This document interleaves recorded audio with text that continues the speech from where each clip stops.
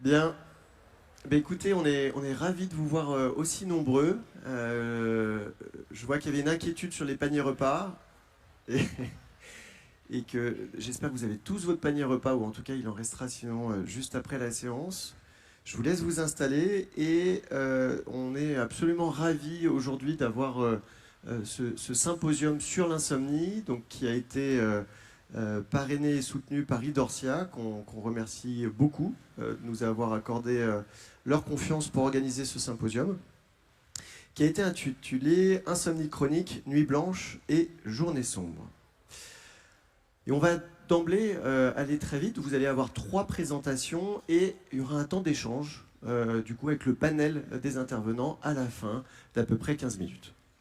Et on va commencer par l'écrivaine française Marie Darrieussecq, qu'on a beaucoup de chance d'avoir aujourd'hui, que vous connaissez probablement déjà tous, mais qui s'est fait connaître jeune, à l'âge de 27 ans, sur son premier roman, Truisme, qui l'a propulsé vraiment parmi les grandes écrivaines françaises très vite et très tôt. Et puis, bon, voilà, il y a une œuvre très complète par la suite, avec plus de 17 œuvres que vous connaissez pour la plupart. La dernière nous concerne directement et s'appelle Pas dormir. Voilà. Et donc, merci beaucoup encore d'être là, de nous parler de ce livre, Pas dormir, avec un titre là aujourd'hui d'intervention qui est énigmatique, qui s'appelle 4h44. Bonjour.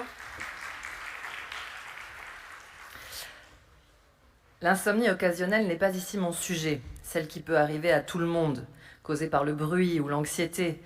Ce n'est pas l'insomnie chronique, qui est un monde en forme de spirale et qui va nous occuper aujourd'hui. 4h44. Dans le cas de l'insomnie chronique, comme disait Marguerite Duras, il n'y a pas de thème à l'insomnie. Le sommeil lui-même devient la question. On sait que l'insomnie se nourrit de la peur de ne pas dormir. Si je ne dors pas, demain je serai incapable de me concentrer, de travailler, de tenir en réunion comme ici, de fonctionner. Je ne pourrai pas conduire, je ne pourrai pas être patiente avec mes enfants, je ne pourrai pas vivre. Cette terreur de ne pas dormir empêche de dormir. Dans mon deuxième roman, Naissance des fantômes, qui date de 98, je dessinais cette spirale pour ce vertige de milieu de nuit. C'est comme être pris dans un escalier en colimaçon à l'intérieur d'un autre escalier en colimaçon. Et quand cet état d'insomnie devient chronique, on entre dans une sorte de monde parallèle où on lutte sans cesse contre l'épuisement. Ici, un portrait de moi en insomniaque chronique par Adao Ituruzgaray, un dessinateur de presse brésilien. La souffrance de l'insomnie chronique est aussi physique. Mes épaules, ma nuque sont en permanence tendues. Mes yeux brûlent sous mes paupières. Ils s'enfoncent comme de la lave dans ce qui réfléchit, ce qui essaie de penser ici et qui devient comme un volcan en fusion. J'ai le tournis quand je suis debout. Ça, c'est la couverture du folio de Pas dormir par la peintre Françoise Petrovitch. Sans cesse, cette sensation d'yeux qui brûlent, de vertige. Je suis si distraite quand je traverse la rue qu'il faut que je fasse attention pour ne pas me faire écraser. Dans cette brutalité du non-sommeil, une autre citation, une autre formule de Marguerite Duras, pas dormir devient une sorte d'activité, voire un mode d'être. Et quelqu'un qui n'a pas souffert d'insomnie dans sa moelle, les bons dormeurs, ne comprennent pas la gravité, le danger et la douleur spécifique de ne pas dormir. Le plus ancien cas recensé de mort par insomnie est celui de Marcus Régulus, qui était consul romain il y a 2200 ans. Vaincu à Carthage, Régulus fut condamné à avoir les paupières coupées et à être enfermé face au soleil dans un tonneau tapissé de pointes. Turner en a fait ce célèbre tableau où l'on est dans la vision subjective du supplicié. On voit ce qu'il voit par ses yeux qui semblent entrer en fusion. Le sabre du soleil fend l'espace en deux. La privation de sommeil est d'ailleurs toujours une torture pratiquée dans plusieurs pays.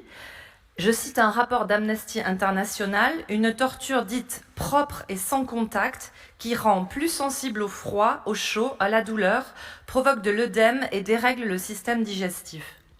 Il suffit, paraît-il, de quelques jours de ce temps insupportable pour que les détenus sombrent, je cite à nouveau, dans une docilité pathologique et avouent n'importe quoi. J'ai découvert dans mes recherches pour pas dormir ce cas intéressant, Alfred Dreyfus, que nous connaissons tous. Au bagne, on ignore qu'il a été soumis à une insomnie forcée de 1895 à 1899. Il était mis au fer la nuit et exposé à la lumière sans interruption. Je cite Dreyfus dans son journal de détention. « Je ne connais surtout pas de plus grand supplice que d'être étendu sur un lit sans dormir. » Et l'écriture de son journal, ça c'est un fac-similé qu'on trouve en ligne, est envahie peu à peu par le même dessin proliférant où l'on voit Dreyfus perdre la raison. L'insomnie mène au désespoir parce que l'évasion par le sommeil n'est plus possible. L'ici et maintenant est sans interruption. C'est une torture qui peut mener à la folie. Kafka, un des saints patrons de l'insomnie, évoque l'insomnie tout au long de son journal qui fait à peu près 1000 pages. Il écrit par exemple le 15 août 1913 « Agonie au lit vers le matin, je ne voyais de solution que le saut par la fenêtre. » Selon le philosophe Émile Cioran, les gens peuvent supporter la vie parce qu'ils dorment. L'insomnie, je cite Cioran, est une lucidité terrifiante, un néant sans trêve, une absence criminelle de l'oubli. Fin de citation. Le temps coule, mais ne passe pas. Cioran fait l'expérience que l'interruption de la pensée consciente est une nécessité absolue pour un être humain. Il affirme même, je cite à nouveau, « 90% des suicides proviennent de l'insomnie. Je ne parle pas de statistiques, je le sais. » Fin de citation. Un bon ami à moi me dit qu'au lieu de se tuer, il pose la tête sur l'oreiller et il s'endort. Il a l'interrupteur on-off. Les mauvais dormeurs n'ont pas cette chance et ils ont tendance aux idées noires. Je suis allée chercher de l'aide de généraliste en généraliste pendant 20 ans. Je ne leur en veux pas, mais on m'a prescrit de la phytothérapie, j'ai bu des champs entiers de tisane, j'ai absorbé des seaux de valériane, de magnésium, de B6, etc. Toujours des lettres avec des chiffres. On m'a dit, quand vous serez suffisamment fatigué, vous dormirez. On m'a dit de me détendre, on m'a dit de faire beaucoup de sport. Moi, je voulais juste que ça s'arrête. J'ai supplié pour avoir des somnifères. En découvrant ces merveilleux interrupteurs chimiques, j'ai pris des rendez-vous chez différents médecins uniquement pour assurer mon approvisionnement. Je suis devenue accro à toutes sortes de somnifères. J'utilise un mot générique parce que je ne suis pas spécialiste. Ces trucs qui vous font dormir. De la benzodiazépine aux hypnotiques en passant par les antihistaminiques en vente libre, j'ai constitué des stocks du fait même de la peur d'en manquer, ce qui en soi est dangereux. J'ai évidemment dû augmenter les doses pour continuer à obtenir le même effet. Certains fonctionnent vraiment comme un interrupteur et me lancent sur la planète de l'oubli. Bien sûr, le matin, je peux chercher mes mots pendant des minutes, ce qui est un peu embêtant pour une écrivaine, mais j'ai dormi. J'ai essayé de m'en passer. Dans ma vie de patachon, la plupart du temps, mon insomnie, je fais avec. Je peux même écrire la nuit. Mais comment font ceux et celles qui ne peuvent pas s'en passer ? Ici, mon papa. J'ai beaucoup d'empathie pour les gens qui ont des responsabilités dans la journée. Par exemple, les profs, comme était ma mère, qui devait tenir une classe de gamins agités le matin à 8 heures, ou ceux et celles qui conduisent des engins, des cars scolaires, ou qui doivent prendre soin d'autres personnes. Réussir à dormir devient alors une obsession. Comme mon père en était la proie, il était responsable, il travaillait de nuit, il était responsable d'une coulée dans une fonderie à Bayonne, les fonderies de Mousserolles. Il était réveillé en permanence au milieu de la nuit parce que les machines s'arrêtaient. Et il est mort du tabac qui l'aidait à rester réveillé, comme il disait. Un des dangers des somnifères, c'est qu'ils attaquent la mémoire à court terme. Proust est l'autre saint patron des insomniaques avec Kafka. Ici, c'est son lit qui est conservé au musée Carnavalet. Proust confie à Paul Morand dans une lettre de 1920 « Le chloral fait des trous dans mon cerveau ». Fin de citation. Et la nuit, vous pouvez mourir de ces trous de mémoire parce que vous ne vous souvenez pas si vous avez pris déjà une dose. Alors vous en prenez une autre. L'automédication de l'insomniaque, que je connais bien, est un flirt avec la mort. Car la tentation de tout prendre est là aussi. Je cite une lettre de Proust à Nathalie Barnet, fin 1920. « Je me suis empoisonnée, Pas par désir de la mort, aimant beaucoup l'affreuse vie à laquelle je ne tiens plus que par un fil, mais par une rage de ne plus dormir qui m'a fait prendre en une fois une boîte entière de cachets de Véronal et en même temps de dial et d'opium. Je n'ai pas dormi, mais j'ai terriblement souffert. » Fin de citation. Il précise dans une autre lettre que ce n'était pas une tentative de suicide.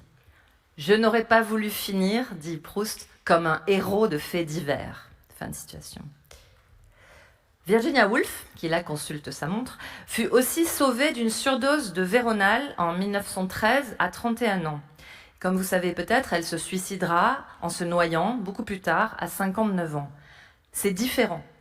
Les deux gestes sont aussi nettement distingués par Barbara, la chanteuse, dans une chanson de 1974, « Mes insomnies ». Elle chante, c'est le refrain, « Dormir, ce n'est pas mourir ». Et elle précise que le coma dans lequel elle a plongé était dû à une surdose accidentelle, pas une tentative de suicide. Le terme exact serait donc, selon moi, une tentative de sommeil. Et combien de personnes sont ainsi mortes dans l'espoir de dormir? Alors là, ce sont des connaissances Wikipédia. Michael Jackson, lorazépam et propofol. Jimi Hendrix, alcool et 9 cachets de séconal. Judy Garland, alcool et 10 cachets de séconal. En fait, il y a une page Wikipédia consacrée à ces surdoses. Le cas de Heath Ledger me touche particulièrement. Il a joué le Joker dans un excellent Batman, celui réalisé par Christopher Nolan. Heath Ledger est mort après avoir pris un cocktail de 6 somnifères et anxiolytiques. Son meilleur ami témoigne. Il disait tout le temps, je traduis, « Putain, je peux pas dormir. Damn it, I can't sleep. » Et il y a la multitude des anonymes qui ont plongé une fois de trop la main dans le tiroir des somnifères, pour dormir, pour s'interrompre enfin. Dans cette tentative de sommeil, le somnifère devient lui-même le salut. Je n'attends plus tant le repos du sommeil que de la magie de la petite tablette blanche. Alors, pour dormir et pour essayer de me passer des somnifères, j'ai tout essayé, comme je le raconte dans mon bouquin. L'hypnose, la relaxation, la méditation, le yoga nidra, le MDR, etc. La psychanalyse, qui m'a sauvé la vie, mais ne m'a guère aidé à dormir.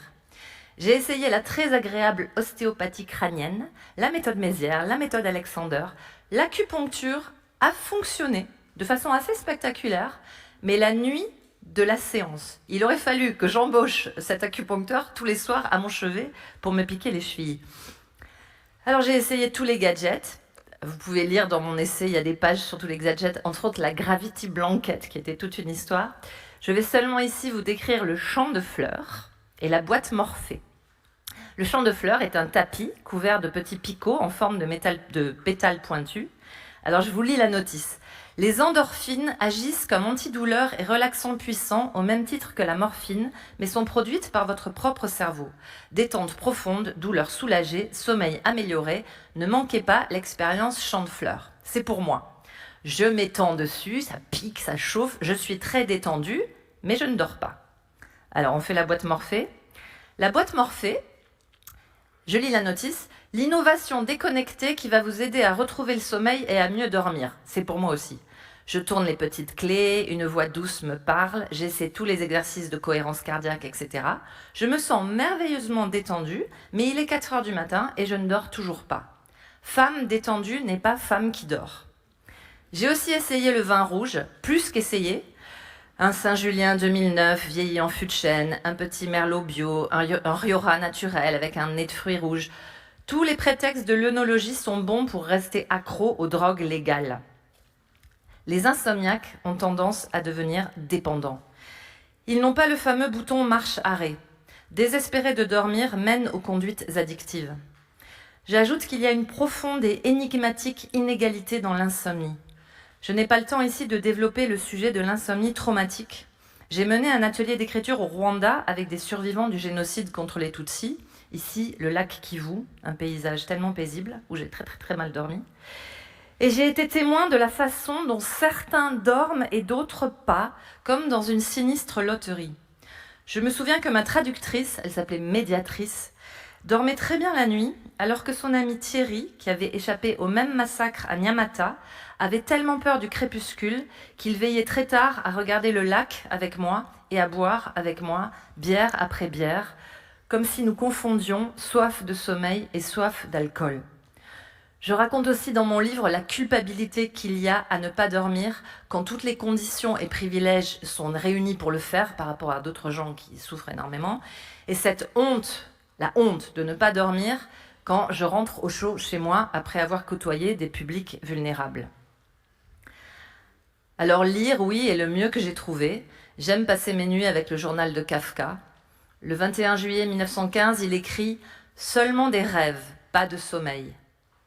Il a fallu que je devienne insomniaque pour comprendre ce qu'il voulait dire. Seulement des rêves, pas de sommeil. Son journal est en effet une description de sa dérive à travers ce qu'on nomme la zone hypnagogique et que j'aime appeler simplement la zone. Souvent, en effet, je ne dors pas, mais je ne suis pas complètement réveillée non plus. Je vois des formes, des images, je suis des fils de pensée absurdes qui me semblent logiques. Chez un dormeur sain, ça dure 5 minutes. Chez moi, parfois toute la nuit. Je pense, je ne dors pas, jusque dans mes rêves. Je flotte, je désire le lac profond, mais je n'atteins jamais le fond de l'eau. Suite au diagnostic d'hypervigilance porté par le docteur Royan-Parola après exploration de mon problème, on me voit ici la tête couverte d'électrodes, mon endormissement s'est nettement amélioré grâce à une hygiène drastique de mon temps et de mon espace. Et si je ne rate pas mon train, à minuit, je m'endors. C'est extraordinaire, ça a changé ma vie. Hélas, je continue à me réveiller à 4h44, d'où le titre de cet exposé, ou à 3h33, ou à 2h22, encore pire. Les Allemands appellent ces heures ironiques les heures Schnaps, parce qu'on voit non seulement double, enfin on voit triple, 4h44, 3h33. Comme dans les films d'horreur, dans Amityville, le diable frappe à 3h33, méfiez-vous. 4h44 pour moi, cette partie de la nuit reste une impasse et j'applique les conseils du docteur Royan-Parola. La plupart du temps, je me lève, mais je suis extrêmement fatiguée. Alors bien sûr, j'ai mes hypothèses pour la cause de cette hypervigilance.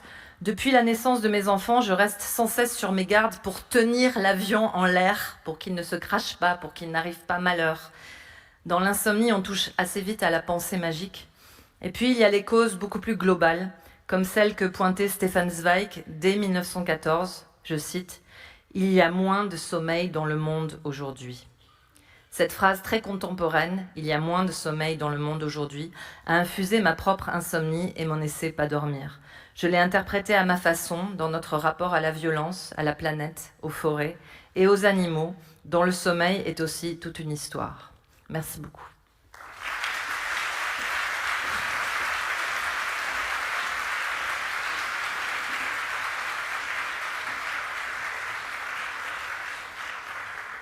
Merci beaucoup, beaucoup. Donc là, vous avez eu un teasing incroyable du livre Pas dormir, que je vous invite vraiment à lire. C'est aussi délicieux que ce que vous avez entendu, avec cette errance vraiment de l'insomnie, avec beaucoup de notes sur d'autres grands écrivains qui souffrent d'insomnie, avec des récits, des citations vraiment très riches.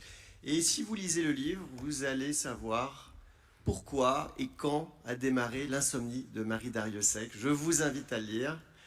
C'est vers la page 280, quelque chose comme ça. Mais voilà, lisez le livre et on continue le voyage avec donc Sylvie Royan-Parola, qui, vous la connaissez toutes, hein, tous, qui est une des grandes pionnières et un des grands médecins en France référents sur l'insomnie. Et on terminera avec tout le développement des nouveaux traitements, là aussi donc un autre type de voyage.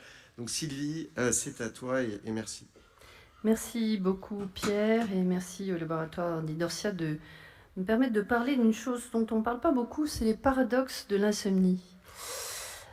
En fait, l'insomnie, c'est compliqué. Enfin, ça, on l'a vu avec Marie Darrieussecq, avec le circuit là, qui va faire que on traîne un peu et puis on essaye un peu tout. Et surtout, on n'est pas nécessairement écouté, ou en tout cas, il n'y a pas toujours la bonne adéquation entre ce qui est dit et ce qui est entendu. Alors déjà, l'insomniaque, quand il arrive souvent en consultation, il vous dit que il se sent un peu seul au monde. Il me demande même, est-ce que vous avez déjà vu des gens comme ça? Ben oui, vous avez quand même les symptômes insomnie dans toute cette compilation de toutes les études mondiales sur l'insomnie. On voit que il y a 33,8% de plaintes de symptômes d'insomnie. Vous avez une insomnie avec des retentissements le lendemain qui touchent à peu près 14,2% dans le monde entier, et l'insomnie chronique dans cette compilation qui est de 8,2%. Donc, en fait, l'insomniaque se sent seul, mais en fait, ils sont quand même très nombreux à être insomniaques. Alors, vous savez que les perturbateurs du sommeil, les pires, c'est les soucis. Ça, c'est connu depuis la nuit des temps. Et aussi les maladies, et notamment quand il y a des douleurs. Et maintenant, en médecine, on a une particularité, c'est de faire un diagnostic souvent sur la preuve. Et bien, dans l'insomnie, on va faire un diagnostic sur la plainte. C'est-à-dire que c'est ce que dit le patient qui va nous permettre le diagnostic en associant les difficultés d'endormissement et ou des troubles du maintien du sommeil et ou un réveil précoce et un retentissement sur le fonctionnement le lendemain. Ça, c'est très très important. Et du coup, on va faire une polysomnographie que dans quelques cas, soit dans un second temps, soit dans des cas où l'on va suspecter une suspicion de troubles comorbides de style apnée du sommeil, ou bien l'existence de syndrome de mouvement périodique associé. Et dans un second temps aussi, quand il y a pas d'amélioration malgré une mise en route de traitement qui s'est fait correctement. Et donc, on va voir que l'insomnie évolue au cours de la vie, avec une tendance à s'aggraver surtout chez la femme, mais c'est plutôt vers l'âge de 40 ans qu'il y a vraiment un gros décrochage avec des femmes beaucoup plus fréquentes que les hommes, même si cette plus grande fréquence d'insomnie apparaît déjà dès la puberté. Il y a vraiment une importante différence en vieillissant. Mais ce qu'il faut savoir aussi, c'est que l'insomnie qu'on peut avoir à l'âge de 20 ans sera plus du tout celle qu'on va avoir à 50 ou 60 ans. Parce qu'il y aura d'autres facteurs qui vont intervenir, à la fois dans le mode de vie, mais aussi éventuellement avec des comorbidités qui vont venir s'associer à ce mauvais sommeil. Alors, quand l'insomniaque nous dit qu'il est en souffrance, on a souvent du mal, en tant que médecin, enfin en tout cas dans notre médecine française, mais même mondiale apparemment, à apprécier, disons, l'importance de cette plainte. Et pourtant, dans l'enquête qui a été faite par Ipsos à la demande d'Idorsia sur 555 insomniaques, avec là les données françaises, eh bien on voit qu'il y a un impact sur la vie sociale, sur la vie professionnelle, sur la capacité à se concentrer, sur ce qui est plus intéressant, c'est qu'on augmente là, le pourcentage de gens qui s'en plaignent, tout ce qui touche l'humeur, c'est-à-dire l'irritabilité, l'humeur dépressive ou bien l'anxiété généralisée, ça c'est extrêmement fréquemment rapporté et c'est ce qui fait que l'insomnie est vraiment intolérable et qu'il faut vraiment que ça cesse. Mais on vous dit l'insomnie c'est pas grave, c'est dans la tête. Bien vu. Effectivement, l'insomnie c'est dans la tête parce que là maintenant, avec les travaux de Sommeren et de son équipe, eh bien on a quand même très clairement des modifications du fonctionnement du cerveau et qui sont en fait très étroitement liées au fonctionnement du sommeil de l'insomniaque. Ils ont fait des expériences de rappel d'une expérience un peu traumatisante ou en tout cas riche sur le plan émotionnel. Autant vous voyez le sujet normal, il va avoir ensuite une nuit normale avec un sommeil paradoxal, je dirais normal, et qui va faire que ça va complètement atténuer l'hyperactivation qui a été lancée par l'émotion provoquée. Et donc après, ça va continuer tranquillement. Par contre, chez l'insomniaque, bien sûr, quelque chose qui va être émotionnellement négatif avant le sommeil va activer la zone du cerveau, mais surtout, pendant le sommeil, on va voir qu'il va y avoir un fractionnement du sommeil paradoxal qui va en fait contribuer à cette hyperactivation qui va rester. Donc oui, le cerveau de l'insomniaque continue finalement à avoir ce petit noyau, disons, d'éveil en cours de nuit. Alors quand même, l'insomnie, c'est officiellement une maladie. Depuis 2015, avec le DSM-5, on parle d'insomnie disorders. avec des critères qui sont précis, hein, puisqu'on parle des difficultés de sommeil, de ce que je vous ai décrit tout à l'heure, mais au moins 3 nuits par semaine et depuis au moins 3 mois. Et s'il n'y a pas d'autres troubles du sommeil ou de prise de substances ou de troubles mentaux associés, sinon on va parler de troubles comorbides. Alors l'insomnie, ça va donc associer cette plainte nocturne, le retentissement diurne, qui va nous permettre le diagnostic d'insomnie. Et ce qu'on va faire quand on voit un patient insomniaque, on va chercher les comorbidités, s'il y en a. Les comorbidités essentielles sont les comorbidités psychiatriques et les addictions. Et notamment, donc, c'est la dépression et l'anxiété qui vont être au premier chef dans ces comorbidités. Tout ce qui va toucher l'environnement, le mode de vie, va être bien sûr recherché. Et il y a des comorbidités somatiques, hein. Vous pouvez avoir des douleurs, vous pouvez avoir un reflux qui vont faire que le sommeil va être très fractionné. Et vous avez aussi des troubles spécifiques du sommeil, que ce soit les troubles respiratoires du sommeil. On parle beaucoup de COMISA en ce moment, et c'est quelque chose effectivement d'important. Ou bien les troubles du syndrome des jambes sans repos et de mouvements périodiques. Et donc, dans la plupart des cas, on va faire juste un examen clinique, un questionnaire et un agenda du sommeil, parfois avec une actimétrie. Et c'est quand il y a ces troubles spécifiques que l'on recherche qu'on va faire une polysomnographie. Et donc, si tout ça, c'est négatif, enfin qu'il n'y a pas de comorbidité, on va être dans une insomnie sans comorbidité, qui paraît comme ça plus bénigne peut-être, mais en fait qui n'est pas du tout plus bénigne comme on va le voir. Déjà, dans le vécu du patient, il va vous dire des choses qui sont intéressantes à relever et qui prouvent un peu la confusion et la difficulté qu'il a à faire sur ce qui se passe en lui et ce désir de dormir. Plus je veux dormir, dit-il, moi j'y arrive. Alors, je dors très mal, mais la nuit d'enregistrement, j'ai bien dormi, ça c'est assez fréquent. Le stade d'après, d'ailleurs, c'est vous arrivez avec l'enregistrement de sommeil et le patient vous dit, mais vous me dites que j'ai dormi 6h15, vous êtes sûr que c'est mon enregistrement ? Ou alors, le patient va vous dire, vous m'avez demandé de me coucher plus tard, mais il faut bien que je me repose. Et bien sûr, en début de consultation, vous avez généralement la phrase, vous savez, je veux me passer des médicaments, et en fin de consultation, vous allez quand même pas me laisser comme ça, vous allez me donner quelque chose, s'il vous plaît. Donc, paradoxe. Côté médecin, on n'est pas mieux, hein. Ce qu'on dit aux patients, il faut quand même parfois s'entendre. Vous avez des difficultés d'endormissement, alors surtout, ne cherchez pas à dormir et restez réveillé. Ça, c'est la technique de l'intention paradoxale. Vous dormez mal, il n'y a pas assez, on va faire une restriction de sommeil et ça ira mieux. Vous voulez vraiment dormir ? Levez-vous et allez faire autre chose. Ah oui. La télévision vous endort, mettez-la dans le salon et ne la regardez plus au lit. Vous êtes fatigué, faites du sport tous les jours. Bon. Le problème, c'est que le bon sens de l'insomniaque est réellement catastrophique en termes de stratégie que pourrait mettre spontanément en place l'insomniaque. Il veut dormir, mais Marie Darrieussecq le disait tout à fait clairement, c'est-à-dire qu'il veut gagner du sommeil par tous les moyens.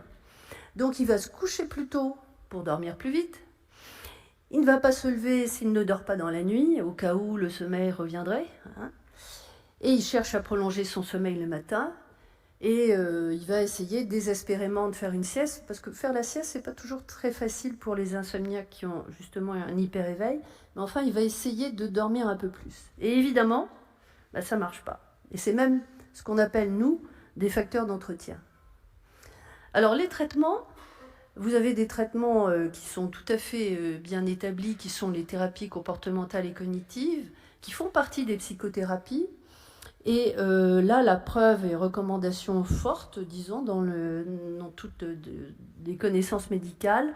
Par contre, tout ce qui va être thérapie de pleine conscience, l'hypnose, ce sont probablement des thérapies qui vont venir en adjuvant et qui sont intéressantes, mais en tant que telles ne vont pas suffire. Quant aux médicaments, les benzodiazépines apparentés ou les benzodiazépines tout court, les antidépresseurs, la kétapine, il y a une efficacité à court terme, 4 semaines en tout cas dans les études, mais il y a un manque de preuves à long terme. Pour ce qui est des antihistaminiques, les antipsychotiques, la phytothérapie, là pour le coup, il y a un réel manque de preuves et c'est pas recommandé. Pour la mélatonine dont on a parlé tout à l'heure, effectivement, il y a des indications précises qui sont rarement d'ailleurs suivies, c'est-à-dire c'est plutôt lié à l'âge chez les sujets âgés, ou bien quand il y a une comorbidité psychiatrique, ou bien dans une insomnie associée à un retard de phase. Donc il y a des règles, disons, et là, l'une des premières règles au niveau des hypnotiques, c'est cette prescription de 4 semaines. Alors si on regarde un peu dans la littérature et les compilations qui ont été faites là-dessus, c'est assez intéressant. Alors pour ce qui est des hypnotiques et des sédatifs, vous voyez quand même qu'au plus faible, c'est la zopiclone, avec 118 jours ou 121 jours, enfin autour de 120 jours en gros. Donc on est déjà très loin des 28 jours. Et pour le plus long, ce sont des produits qui sont utilisés souvent, et souvent en médecine générale d'ailleurs, l'alprazolam et l'oxazépam, qui sont utilisés là pour le coup pratiquement 5-6 mois. Donc on est très très loin des 28 jours. Donc là, paradoxe encore, avec une prescription qui devrait être de 28 jours et qui n'est pas respectée. Alors, ce qui fait qu'on nous culpabilise beaucoup, nous les médecins, en nous disant qu'on est très très très mauvais, on prescrit trop. Alors, ceci étant, quand on regarde les chiffres, on est passé dans la consommation des benzodiazépines par pays entre 2008 et 2018 de la 6e position à la 12e position. Bon, on n'est pas en 40e position non plus, mais c'est déjà pas si mal. Donc, il faut peut-être se relaxer sur ce point. Surtout qu'il y a un paradoxe qui est le paradoxe des indications des TCCI en France et ailleurs d'ailleurs, comme vous allez le voir, puisque c'est vraiment la thérapie recommandée, c'est le traitement de référence, mais il y a vraiment un gap entre la prescription que vous allez faire, ou le désir de prescription, et la possibilité de trouver un TCC thérapeute ad hoc.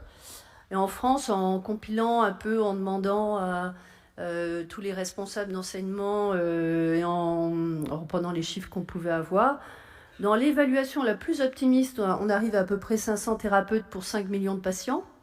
S'il faut 4 séances au moins de TCCI, eh bien ça veut dire qu'un thérapeute qui devrait voir tous les potentiels clients qu'il pourrait avoir insomniaques, eh bien il lui faudra 20 ans pour les voir une fois, faire un programme. Et dans le monde entier, c'est pas beaucoup mieux parce qu'en 2016, il y a un collègue, le docteur Thomas, qui a fait une recherche et qui a évalué, lui, à 752 thérapeutes TCCI dans le monde identifiés. Ça fait pas beaucoup. Donc il y a sûrement un potentiel à développer qui sont dans les TCCI digitales.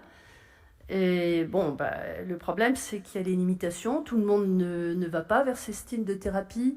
Et puis, il y a des gens qui décrochent.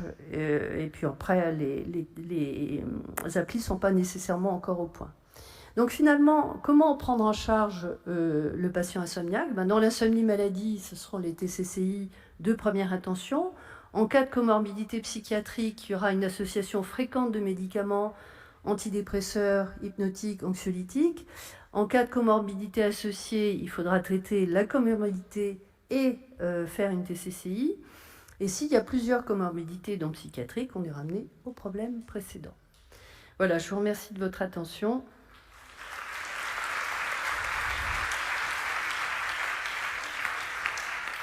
Merci beaucoup.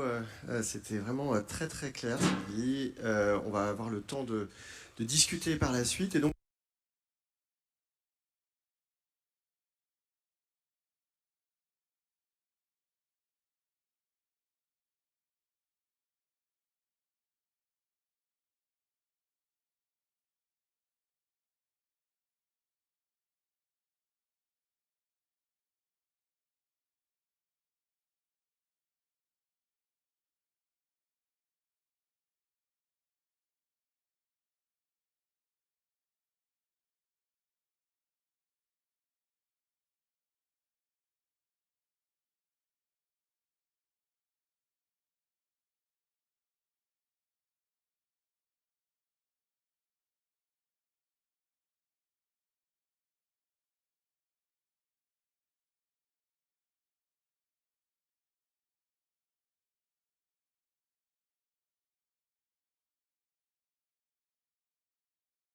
donc on arrive à notre troisième voyage, un voyage qui est souvent peu connu par les médecins hospitaliers, les médecins en libéral, qui est celui du développement d'un médicament. Et on a la chance d'avoir Guy Bronstein qui a développé le daridorexant depuis ses tout débuts. Je crois avoir compris que l'histoire commence en 98. Donc il y a la Coupe du Monde, mais il y a aussi le début de cette histoire. Et donc, merci d'être là pour nous la raconter. Merci pour cette introduction. C'est assez difficile de passer après les précédents orateurs. Donc, il y a des fois, on se sent petit, très petit. Mais il va bien falloir parler du sujet. Et vous raconter 20 ans d'histoire en 15 minutes. Au fond, c'est assez généreux. On fait des thèses en 3 minutes, on fait des tweets, on fait des SMS. Donc 15 minutes, ça devrait nous laisser le temps d'une discussion un peu plus tard. Cette histoire a effectivement commencé en 98. En fait, il y a la coïncidence de plusieurs événements. La constatation que l'insomnie chronique est souvent caractérisée par un hyper-éveil. La découverte, évidemment, de la voie de l'orexine, de ses récepteurs, de façon concomitante par une équipe américaine et une équipe japonaise. C'est assez fréquent que les grandes découvertes soient d'ailleurs faites en même temps par différentes équipes. Il y a eu des cas précédents intéressants. Et évidemment, également, le rôle du système de l'orexine dans les mécanismes d'éveil. Et je mentionnais la narcolepsie, qui est peut-être l'exemple le plus illustratif. Ce sont des découvertes académiques, mais qui nous ont permis de réfléchir à la possibilité, l'éventualité d'avoir un traitement de l'insomnie, non pas en induisant le sommeil, comme la plupart des médicaments actuels, mais simplement en bloquant l'éveil et en imaginant qu'en bloquant l'éveil, le sommeil surviendra.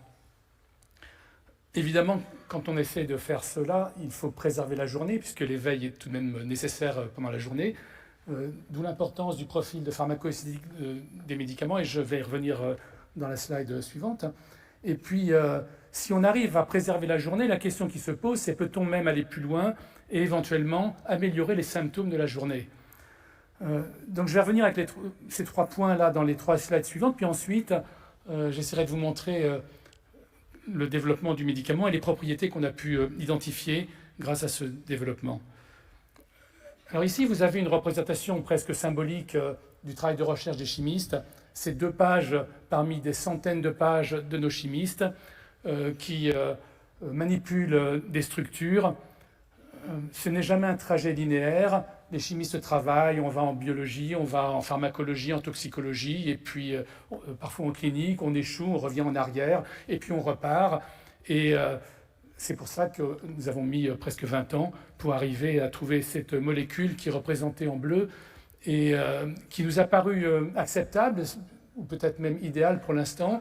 Nous cherchions un antagoniste des 2 récepteurs, un antagoniste puissant, sélectif, ce qui est important pour la sécurité d'utilisation des produits, et avec un profil de tolérance jusqu'à la toxicologie qui était bon, et puis une pharmacocinétique anticipée qui était acceptable. Alors, on a évidemment étudié cette pharmacocinétique chez l'adulte, chez l'homme, et voici les courbes. Donc là, c'est l'administration sur 5 jours consécutifs du daridorexant, avec un profil complet le jour 1 et le jour 5, et entre les 2, simplement le niveau plasmatique avant la prise. On voit donc une absorption rapide, un pic entre 1 et 2 heures, une décroissance rapide qui laisse une concentration plasmatique relativement basse au bout de quelques heures, et une demi-vie terminale de 8 heures, ce qui est important pour éviter l'accumulation au cours du temps. Et on voit d'ailleurs que les niveaux, à l'instant qui précède la prise, sont effectivement stables au cours du temps. Et puis, 5 jours plus tard, un profil de pharmacocinétique identique au premier jour, qui montre aussi pas d'accumulation. Et évidemment, un point important, pas de métabolite actif. C'est une autre caractéristique du médicament. Donc, on était content de ce profil. Et la question qui se posait était maintenant de savoir comment on allait adresser le problème de la journée. Et ça nous a pris quelques années, une dizaine d'années, pour développer un questionnaire spécifique destiné à évaluer les performances et les symptômes de la journée. C'est un travail qu'on a fait avec beaucoup de patients, et avec 2 grosses études, 10 ans de travail. Et finalement, on a abouti à ce questionnaire, 14 questions, dont vous avez la liste ici. pas exactement formulé comme ça, mais qui regroupe ces 14 concepts, qui sont ensuite classés sous forme de 3 domaines, vigilance, cognition, humeur et somnolence. Alors j'insiste un tout petit peu sur somnolence, qui est composée de 4 questions, dynamique, la fatigue mentale, la fatigue physique et la somnolence. Et je reviendrai dessus tout à l'heure. Donc ce questionnaire est validé et nous l'avons utilisé dans nos études cliniques et je montrerai quelques résultats plus tard. À partir de là, on a nos outils en place, on a une molécule, on a un moyen de mesurer une molécule qui nous convient d'un point de vue pharmacocinétique et puis une possibilité de mesurer les performances dans la journée. Donc on peut véritablement démarrer un développement clinique. Et ce développement a peut-être 2 facettes. La première, évidemment, puisqu'on veut réduire l'éveil pendant la nuit, c'est de mesurer ces réveils. Et nous avons 2 types de mesures, des mesures objectives par polysomnographie. Alors elles ont un intérêt, c'est qu'elles sont précises et qu'elles nous permettent une analyse, je dirais, mécanistique, basée sur le mode d'action du produit.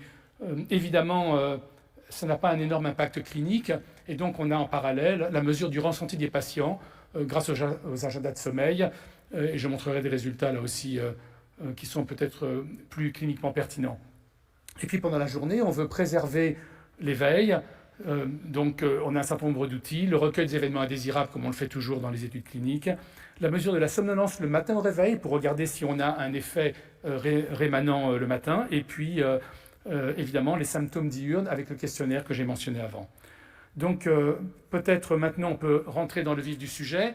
La durée totale des éveils intrasommeil, oiseaux, comme on les appelle, on voit sur le graphique de gauche la courbe dose-réponse de la phase 2, avec une diminution du oiseau au fur et à mesure que les doses augmentent. Et puis sur le tableau de droite, on voit les résultats en phase 3, avec une réduction du oiseau d'environ 30 minutes après 1 mois de traitement et après 3 mois de traitement de façon tout à fait stable. La question qui s'est posée ensuite, c'est de savoir, compte tenu de la pharmacocinétique du produit, est-ce qu'on couvrait correctement la totalité de la nuit ?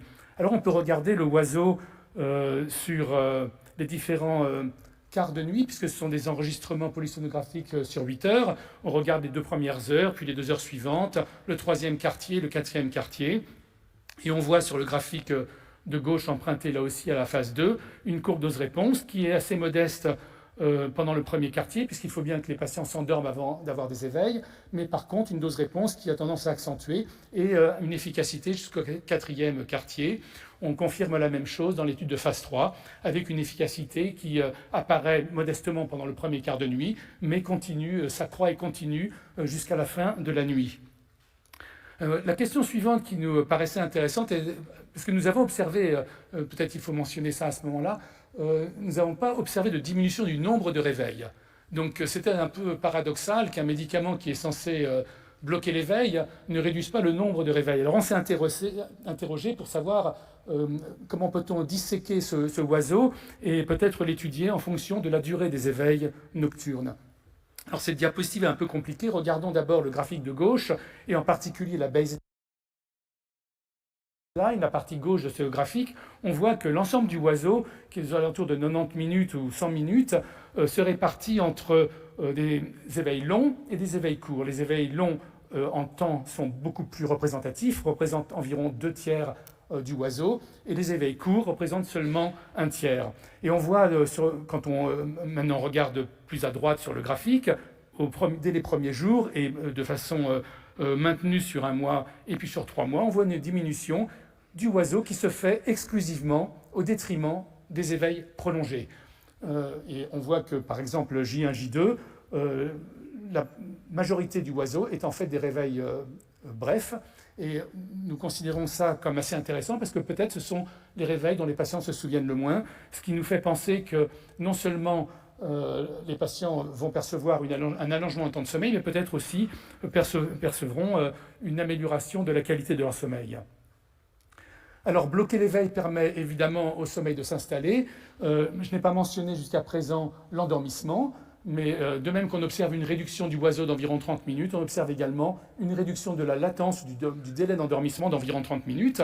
La somme des deux devrait nous donner un temps de sommeil total par polysomnographie d'1 heure, et c'est effectivement ce que l'on a retrouvé. Vous voyez la Sudaridorex 150 mg, 58 minutes, 62 minutes. Donc il y a un allongement du temps de sommeil d'environ 1 heure, et je ne montre pas de données, mais nous les avons bien évidemment étudiées. La proportion reste inchangée des différents stades de sommeil et il y a une prolongation également du sommeil paradoxal. Donc bloquer l'éveil permet au sommeil de s'installer. Maintenant, regardons, tout ça était en polysomnographie, regardons maintenant les données perçues par les patients grâce au cahier quotidien. Et donc, cette question très simple, au total, combien de temps avez-vous dormi la nuit dernière? On s'interrogeait de savoir si les patients pouvaient effectivement répondre à cette question, et de fait, ils peuvent. On voit sur le graphique ici, au cours du temps, pendant les 3 mois de l'étude de phase 3, l'amélioration en vert sous placebo, qui est tout à fait notable, mais sur la courbe rouge, l'amélioration sous traitement par daridorexant 50 mg. Dès la première semaine, l'effet s'installe et l'effet continue avec, là encore, sur le temps total perçu par les patients, quelque chose qui est proche d'1 heure, donc assez cohérent avec l'effet sur le TST mesuré par polysomnographie. L'effet est-il maintenu sur le plus long terme? Nous avions une étude d'extension. On voit ici les données sur 1 an. La première partie sur la gauche de la figure reproduise les résultats de la précédente image. Et sur la droite, on voit l'effet prolongé sur 1 an. L'interruption de 7 jours, les patients étaient placés sous placebo, était destinée à regarder s'il y avait un effet rebond ou des syndromes de sevrage après 3 mois et après 1 an de traitement, et nous n'en avons pas observé. Évidemment, agissant sur l'éveil et agissant jusqu'à la dernière partie de la nuit, les dernières 2 heures, on s'est interrogé pour savoir s'il y avait un effet résiduel le matin. Et nous avons inclus dans les agendas de sommeil une échelle analogique visuelle, le matin au réveil, qui va de très somnolent à pas du tout somnolent, avec une augmentation du score quand la somnolence diminue. On voit en gris la ligne de base, et puis l'effet du traitement, le placebo à gauche, au milieu le daridorexant à 25 mg, puis 50 mg. Et on voit ce qu'on n'avait pas véritablement anticipé. Non seulement il n'y a pas de somnolence le matin, mais il y a plutôt une tendance à la réduction de la somnolence par rapport à la période sous placebo avant traitement par daridorexant. Et donc ça nous laisse penser que peut-être avec le questionnaire IDSIQ que j'ai mentionné tout à l'heure, et notamment sur le score envie de dormir, on pourrait trouver une amélioration également. Et c'est effectivement ce qu'on a observé. On voit sur la courbe verte sous placebo une amélioration du score envie de dormir. La réduction correspond à une amélioration du score, une amélioration de la perception des patients. Et en rouge, une amélioration plus importante et statistiquement significative. Je ne montre pas les résultats sur les autres le score total de l'IDSIQ et puis le score humeur et le score vigilance-cognition, mais les résultats sont totalement superposables. Enfin, nous nous intéressons également, bien entendu, aux effets secondaires, événements indésirables, comme on les appelle dans notre jargon, en particulier sur la fatigue et la somnolence, qui sont ceux dont on se souciait le plus, mais vous avez le tableau complet ici. On ne voit pas d'augmentation substantielle de fatigue ou de somnolence dans les plaintes des patients rapportés comme effet indésirable. Donc tout ceci nous conforte dans le fait d'avoir effectivement un médicament qui est peut-être considéré comme un régulateur de l'éveil, de façon paradoxale par rapport aux somnifères habituels qui entraînent une induction de sommeil. Nous avons une réduction de la durée des éveils intra-sommeil, une augmentation du temps total de sommeil qui respecte les stades de sommeil. Évidemment, la latence d'endormissement est également réduite, ce qui contribue à cette augmentation de temps de sommeil. Et puis, sans effet résiduel le matin, avec, semble-t-il, une amélioration des symptômes diurnes et 2% de somnolence, c'était le chiffre identique sous placebo et daridorexant. Un effet maintenu, je ne l'ai montré que sur une seule diapositive, mais un effet maintenu sur une longue période, et j'ai mentionné sans rebond ni signe de dépendance. Alors c'était ce voyage a déjà duré 20 ans, mais on arrive en fait à la date de naissance probablement du produit après 20 ans de travail, et vous et vos patients écriront, j'espère, les 20 ans suivants. Je vous remercie.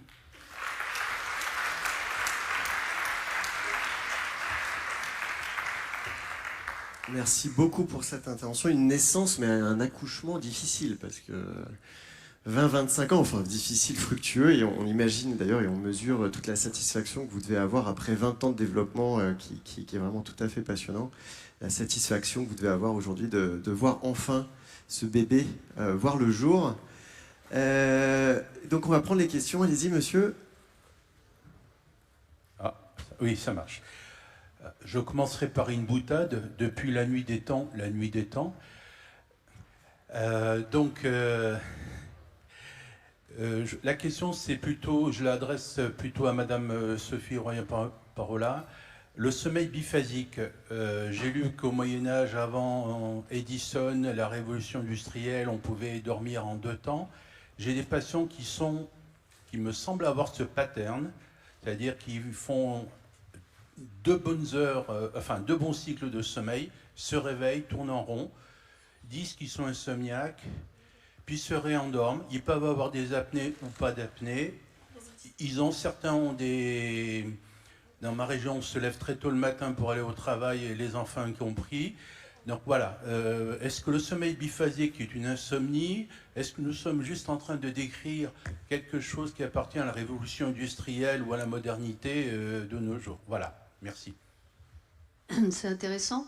En fait, c'est Ecker, qui est un historien, qui a effectivement développé ce concept sur, dit-il, ces recherches qui en fait sont à la fois... Il y a 2 citations en fait sur lesquelles il se base, donc c'est un petit peu juste d'après d'autres auteurs historiques qui sont occupés de ça. Mais tout le monde ne dormait pas en fait au Moyen-Âge sur ce modèle-là, c'était réservé, si je puis dire, à certaines personnes. Et vous le retrouverez dans vos patients et dans même des gens qui ne consultent pas, notamment ceux qui se couchent tôt et qui vont se lever pas très tôt, en tout cas qui vont passer 10 heures, 11 heures ou 12 heures dans le lit.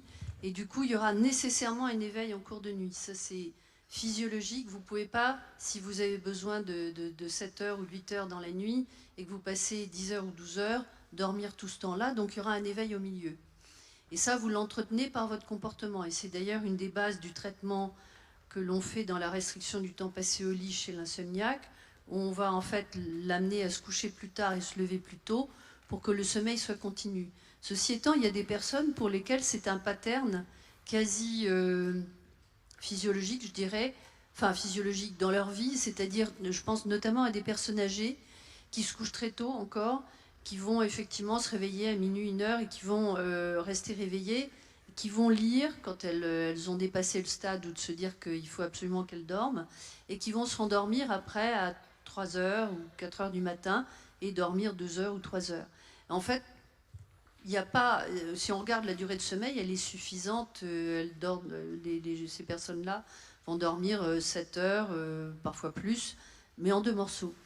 Mais ce n'est pas nécessairement la révolution industrielle. C'est sûr que l'arrivée de la lumière a joué un rôle, parce que ça a nécessairement modifié les habitudes du tout venant, modifié les horaires de travail, puisque ça a été concomitant de toute l'explosion du travail de nuit pour certaines personnes, mais c'est surtout les soirées qui ont été beaucoup plus tardives du fait de la possibilité d'avoir de la lumière. Puis c'était quand même très statut dépendant au niveau des revenus, enfin de la facilité d'avoir des moyens financiers ou pas, parce que chez les gens qui n'avaient pas d'argent, ils continuaient à se coucher tôt, parce que ou alors ils se couchaient tard parce qu'ils travaillaient tard, mais dans des conditions de travail pas très simples, et ils se levaient tôt parce que c'est à ce moment-là qu'ils commençaient à reprendre une activité. Donc tout dépend du contexte, et en fait il faut vraiment pas généraliser de cette façon-là. Excusez-moi, ma réponse était un peu longue. On voit que c'est une équation complexe.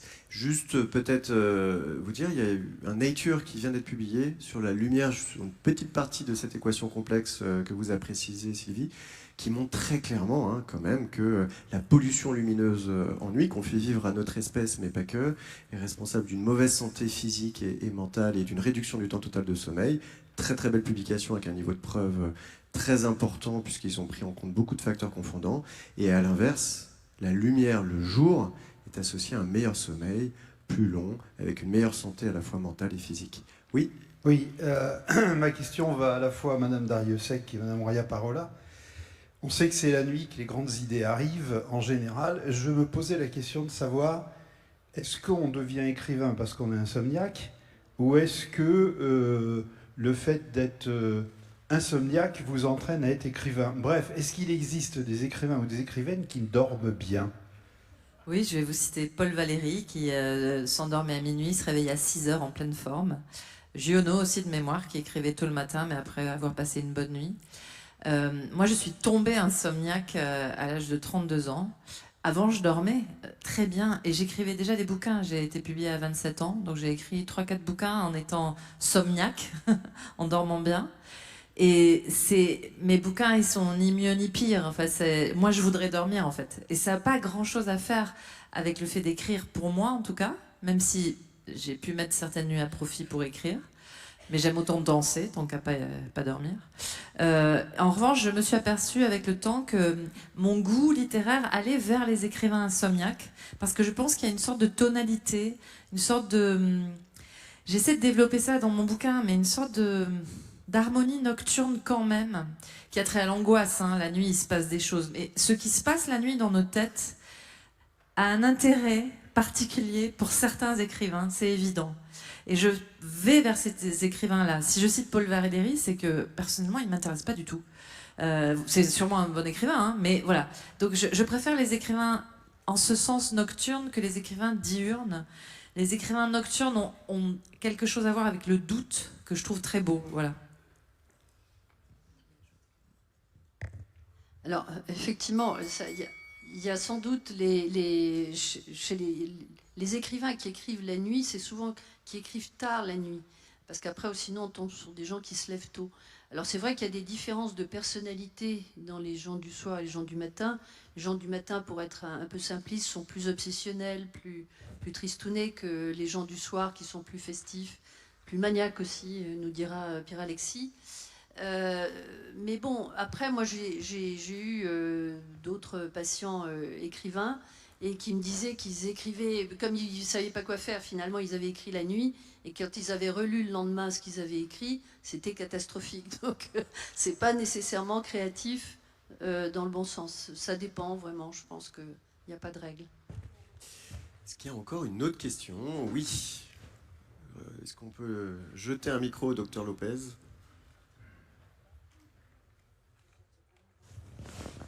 Merci beaucoup.